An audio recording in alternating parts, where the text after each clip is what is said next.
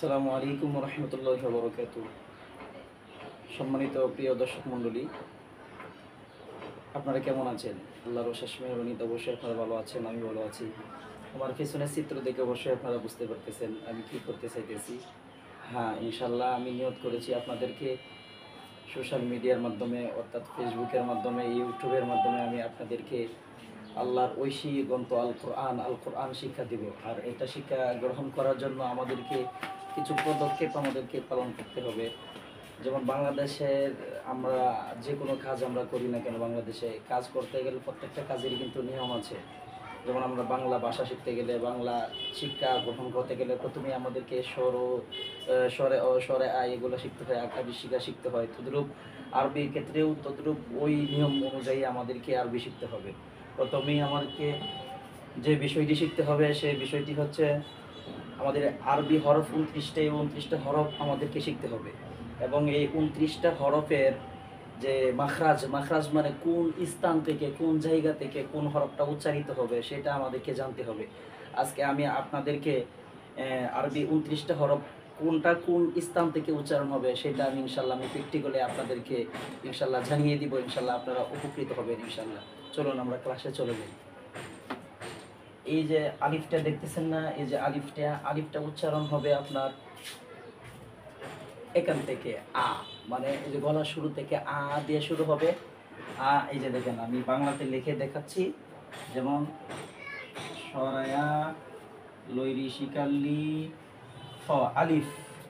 অর্থাৎ আরবিতে যদি আমি লিখতে যাই, যেমন আ লামফাজের লিফ আলিফ। আলিফটা উচ্চারণ করতে গেলে 3টা হরফের সহযোগিতা প্রয়োজন হয়। যেমন আলিফ, আমরা অনেকে যে ভুলটা করে থাকি, আলিফ আলিফ এইভাবে উচ্চারণ করি আমরা। সঠিক উচ্চারণটা হলো আ লিফ, আ লিফ। লাস্টে কি করব, আমরা দাঁতগুলো ঠোঁটের মাঝখানে লাগিয়ে দেব। আলিফ আলিফ টান হবে না। আর আমরা বাটা উচ্চারণ করব কিভাবে, এই যে বাটা, এই যে বাটা আমরা উচ্চারণ করব 2 ঠোঁটের বিজা অংশ থেকে আমরা বা উচ্চারণ করব ব্যা ব্যা, এবং এক আলিফ আমরা টান দিব ব্যা ব্যা ব্যা। আমি 3বার করে প্রত্যেকটা হরফ পড়ব ইনশাল্লাহ। আপনারা যারা অনলাইনে ক্লাস করবেন আর আমার নিয়মিত ক্লাস পেতে ইনশাল্লাহ আমার চ্যানেলটাকে ইউটিউব ইসমাইল টিভি আই এই চ্যানেলে ইনশাল্লাহ সাবস্ক্রাইব করবেন। আর আমার পেজ যে রয়েছে আলী হামদা চাকুরি, ওই পেজকে আপনারা ফলো করবেন নিয়মিত। ইনশাল্লাহ আমার ক্লাসটা আপনারা পেয়ে যাবেন ইনশাল্লাহ। আর বা উচ্চারণ হবে আপনার জিহ্বার আগা আর সামনের 2 দাঁতের গোড়া, এই গোড়ার অংশ থেকে আমরা তা উচ্চারণ করব এবং চিকন আওয়াজে উচ্চারণ করব। এই যে আমাকে দেখেন, তা তা একাই প্রাণ দিবেন তা তা। আর এই ফাটা উচ্চারণ হবে আপনার জিহ্বার যে আগাটা আছে না, এই যে আগা, এই সামনের 2 দাঁতের আগার সাথে লাগাই দিবেন। নরম আওয়াজে, পাতলা আওয়াজে ফাটা উচ্চারণ করবেন, শক্ত করবেন না। সা সা সা একালিপ করে টান দিবেন, ঠিক আছে? অর্থাৎ এই বা তা সা এখানে প্রত্যেকটাতেই একালিপ করে টান হবে। এরপরে আপনার চলে আসি, 4টা হরফ আমাদের শিক্ষা হয়ে গেল। এরপরে আমরা চলে আসি জিম হা খ। এই জিম হা খ আপনার ব্ল্যাকবোর্ডে লিখে নিলাম। এটা জিম, এটা হা, এটা খ। এই জিমটা উচ্চারণ হবে, আমরা এই জিমের ক্ষেত্রে ভুল করি। এই জিম আর এই যে জাল রয়েছে, এই যে যা রয়েছে, এইগুলোকে আমরা কি করি, সাংঘর্ষিক করে ফেলি, মানে একই উচ্চারণে আমরা বলে ফেলি। এটির পার্থক্য আমরা যাচাই করতে পারি না। জিমের উচ্চারণ হবে জিহ্বার মাঝখান, তালুর মাঝখান একটু শক্ত আওয়াজে 3 আলিফ করে টান দিব আমরা। সবাই ইনশাল্লাহ আমার সাথে সাথে এইভাবে টান দিবেন। জিম, এই যে জিহ্বার মাঝখান, তালুর মাঝখান, জিম জিম 3 আলিফ করে টান দিব। আর হাটা উচ্চারণ হবে এই যে গলা আছে না, এই যে গলার মাঝখান থেকে আমরা হা উচ্চারণ করব। হা হা হা হা একালিপ করে টান দিব, ঠিক আছে? আর এই যে গলার আপনার এটা হচ্ছে শুরু, এটা মাঝখান, এটা শেষ, এখান থেকে উচ্চারণ করব আমরা খ। খটা মোটা আওয়াজে উচ্চারণ করব। আর একটা জিনিস বলতে ভুলে গেছি, এই হরফগুলোর মধ্যে 29টা হরফের মধ্যে আপনার কিছু হরফ হবে চিকন আওয়াজে এবং কিছু হরফ হবে মোটা আওয়াজে। এই চিকন আর মোটাটা ইনশাল্লাহ আমি পার্থক্য বুঝিয়ে দিব। আগে হরফগুলো আমি শেষ করি ইনশাল্লাহ। এরপরে আপনার এই যে খ পড়াইলাম, যে খ এখান থেকে উচ্চারণ হবে মোটা আওয়াজে, খ খ খ। এরপরে সিরিয়ালে রয়েছে আপনার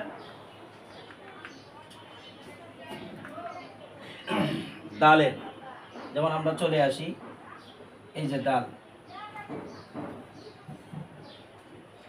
দাল, এটা হচ্ছে রাল, এটা হচ্ছে র, এটা হচ্ছে জা। মানে দাল উচ্চারণ হবে, এই যে তা আছে না, তা পড়াইছি, ওই তার স্থান থেকেই আপনার দাল উচ্চারণ হবে। এইভাবে জিব্বার আগা সামনে দিদাদের গোড়ার সাথে এমনি লাগিয়ে দিবেন এবং এটার মধ্যে তিনারি টানবেন, যেমন দাল দাল দাল।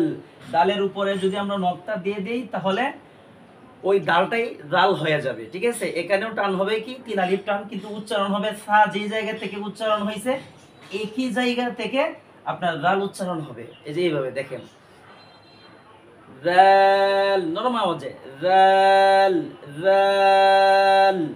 আমি 3 বার করে প্র্যাকটিস করে ইনশাল্লাহ আপনাদেরকে দেখিয়ে দিচ্ছি আপনাদের সুবিধার্থে, আপনারা ইনশাল্লাহ ভালো করে ইনশাল্লাহ ফলো করবেন আমাকে। এরপরে আসেন আপনার র, এই হরফটার নাম হচ্ছে র। র উচ্চারণ হবে জিহ্বার আগারে যে পিঠ, তার বড় বড় করে তালের সাথে এমনি লাগিয়ে দিবেন, র মোটা আওয়াজে পড়বেন, র র র। আর যদি রর উপরে আমরা একটা নকটা দিয়ে দেই তাহলে ওই র হরফটাই জা হয়ে যাবে। জা হরফটা কোত্থেকে উচ্চারণ হবে, এই যে জা, এই যে জিম, এগুলোর মধ্যে আমরা কিন্তু কি করি, আমরা জারে অনেক সময় জিম পড়ি, জিমের ঝা পড়ি, এই ভুলটি কিন্তু আমাদের অধিকাংশ মানুষের হয়ে থাকে। যেমন বলতে চাইতেছি আমরা যা আইসা যা, মানে জিমের উচ্চারণ আসতেছে, মানে ওই স্থানের আমরা জায়গাগুলোর পার্থক্য করতে পারি না। ইনশাল্লাহ এগুলো আমরা খুব খেয়াল করে আমরা দেখব যে কোন জায়গা থেকে কোন হরফটা উচ্চারণ হচ্ছে। এই হরফটা উচ্চারণ হচ্ছে জিবার মাঝখান, তালুর মাঝখান থেকে জিম, আর যা উচ্চারণ হচ্ছে কোত্থেকে, জিব্বার আগা সামনের নিচের দুই দাঁতের আগার সাথে এমনি লাগাইয়া মৌমাছির আওয়াজের নাই এরকম একটা আওয়াজ বের হবে, এইটার নামই হচ্ছে যা। যেমন উচ্চারণ করে আমি দেখাচ্ছি, যা একালিফ টান, যা যা যা। ইনশাআল্লাহ আমরা চলে আসি এরপরে সিনের মাখরাজে। এটা হচ্ছে সিন, 1 দাঁত 2 দাঁত 3 দাঁত। আর এই সিনের উপরে যখন আমরা 3টা নকটা দিয়ে দিব এটা হয়ে যাবে শিন, ঠিক আছে। আর এটা হচ্ছে সদ, এটা হচ্ছে গব। এই সিন উচ্চারণ হবে আপনি এই যে ঝা যে জায়গা থেকে উচ্চারণ করছেন, মানে করে দেখাইছি, একই জায়গা থেকে সিন উচ্চারণ হবে। সিনের আওয়াজটা হবে টায়ার পাঞ্চার হয় না, টায়ার পাঞ্চার হইলে কিন্তু একটা সেসের আওয়াজ করে, ওইরকম সেসের আওয়াজেই সিন উচ্চারণ করবেন, তিনারি প্রাণ দিবেন একই জায়গা, যার উচ্চারণ জায়গা। সিন সিন সিন। আর শিন উচ্চারণ হবে এই যে জিম উচ্চারণ করছিলেন না, এই জিমের স্থান থেকে শিন উচ্চারণ হবে, একই স্থান, কিন্তু আওয়াজটা এটা সাপের আওয়াজের মতো শাসা করবে, এরকম শাসা করবে, তিনারি প্রাণ দিবেন, শিন শিন শিন। ইনশাল্লাহ আমরা চদে চলে আসি। সদে এ সদ উচ্চারণ হবে এই যে সিনের মাখরাজ থেকেই, কিন্তু এই সদটা হয়ে যাবে মোটা আওয়াজে, স্থান একটাই কিন্তু আওয়াজটা কিন্তু মোটা হবে, এটাই কিন্তু খেয়াল করবেন। একই স্থান থেকে অনেক হরফ উচ্চারণ হবে, কিন্তু কিছু হরফ আওয়াজ চিকন হবে, কিছু হরফের আওয়াজ কিন্তু মোটা হবে। যেমন সদে সদে সদে। এরপরে সদের পরে ইনশাআল্লাহ যে হরফটা আসতেছে এটার নাম হচ্ছে দদ। দদ উচ্চারণ হবে জিহ্বার গোড়ার কিনারা উপরে মারিদ দাঁতের গোড়ার সাথে লাগাবো ইনশাআল্লাহ আমরা, দদ। এই যে জিহ্বার গোড়ার কিনারা উপরে মারিদ দাঁতের গোড়ার সাথে লাগাইয়া আমরা 3 আলিফ টান দিব ইনশাআল্লাহ। দদটা মোটা করে আমরা ইনশাআল্লাহ পড়বো, দদে দদে দদে। ইনশাআল্লাহ সম্মানিত দর্শক, আজকে 10 পর্যন্তই থাক। ইনশাআল্লাহ আগামী পার্টে, মানে এটা তো প্রথম পার্ট আমার শুরু হয়েছে, ইনশাআল্লাহ আগামী পার্টে আমি ত থেকে র আইন গইন অর্থাৎ 4 5 6 7 8 9 10 11 12 13 14টা, আর 14টা হরফ রয়েছে, 15 হরফ ইনশাআল্লাহ আমি আপনাদেরকে পড়ানোর চেষ্টা করেছি, ইনশাআল্লাহ পড়িয়েছি।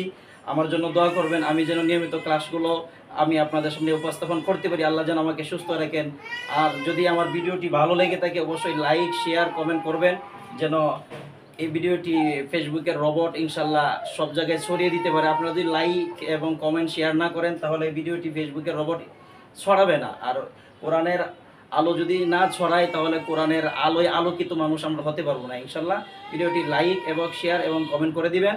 আর আমার এই আলী হামদা চাকুরি চ্যানেলটিকে ইনশাল্লাহ আপনারা ফলো করে দিবেন পার্ট টু পার্ট পাওয়ার জন্য। আর আমার ইউটিউব চ্যানেলেও ইনশাল্লাহ আমার ভিডিওটি আপনারা পাবেন।